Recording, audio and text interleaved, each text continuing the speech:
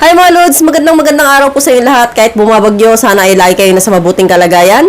At palambing naman po ako Lods, kung hindi pa nga po kita subscribers, please don't forget to subscribe.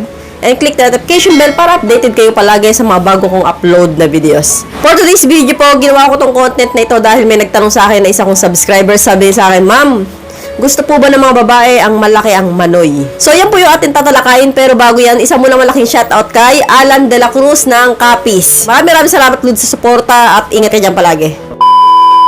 Sa tanong nga Lods na gusto ba ng mga babae ang malaki ang manoy? Syempre naman no, wala namang babae na ang gusto ay maliit na manoy. Lahat po kami gusto talaga namin malaki.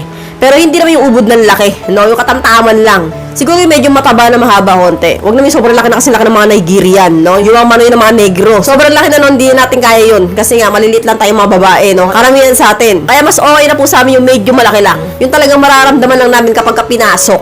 Yung talagang may hagod ng hapde at kirot. Yun lang po talaga yung mga gusto ng mga babae, no? So, unlike po sa mga maliliit talaga yung manoy, na kapag pinasok mo, hindi masyadong ramdam at hindi masyadong enjoy kasi nga, hindi sagad. Hindi nasasagad at hindi nararamdaman. So, kung malaki nga yung manoy mo, Lord, swerte ka. Kasi nga, karamihan talaga yung mga babae, yan talaga yung pinapangarap. Yung malaki yung manoy. So, bakit nga gusto ng mga babae yung malalaki ang manoy? Kasi po, bukod po sa masarap po yan, mas enjoy po kami dyan. So, nararamdaman po talaga namin pagkalalaki ninyo kapag malaki yung pumapasok sa amin. Yung paramdam namin warat na warat yung bibingka. So, karamihan po talaga sa mga babae, excited po silang matikman kapag malaki ang manoy ng mga jowa nila. Kapag nakapa nila o mahimas nila yung manoy kapag nagalit, no, at malaki. Talagang siguro parang sinisilba yung puwet namin para matikman yan. So, ganun po talaga kami mga babae. So, paano na nga ba, Lods, kung maliit yung manoy mo? Magugustuhan ka pa rin ba ng babae? Madidisappoint ba yung babae sa'yo? Ang sagot po dyan ay hindi pa rin, no? Kung maliit nga yung size na manoy mo, ay huwag ka mawawala ng pag-asa. Kasi po, nasa performance talaga ng lalaki yan. Aanin mo naman po yung malaking manoy, hindi naman marunong burat siya. Ang pangit naman ng performance. So, pagpalagay na po natin na maliit po yung manoy mo. Pero, ang galing mo naman mamburat siya. So, ang galing mo romansa, no? Yung tipo na yung babae pa lang burat siya mo pa lang satisfied na sa'yo. Burat siya mo pa lang, nilalabasan na. So, ang galing mo kumain ng bibingka. Ang galing mo mga likot ng butas. Ang galing mo mamburat siya ng bundok. So, doon pa lang panalong-panalo na sa'yo yung babae, no? So, kaya nga, Lods, I suggest kapag po maliit ang mani ninyo, kailangan po galingan po ninyo sa burat siya. Aralin niyo po mabuti yan, improve niyo pa po lalo yung performance ninyo bilang isang lalaki.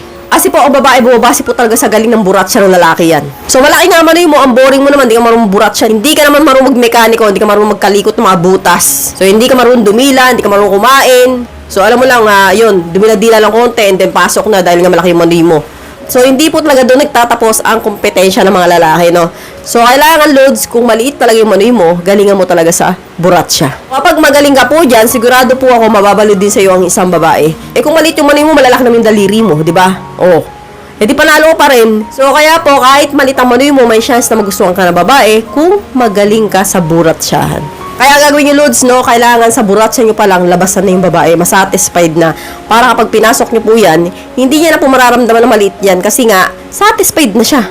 Napaligaya mo na siya. So, yun po yung tamang technique para po sa maliliit na manoy. So, hanggang dito na lang po tayo mga Lods. I hope you learned something new in this video. More videos to come. Bago ko po umalis, mag-subscribe ka po muna. Maraming salamat at ingat po palagi. See you again to my next video. God bless. Bye-bye!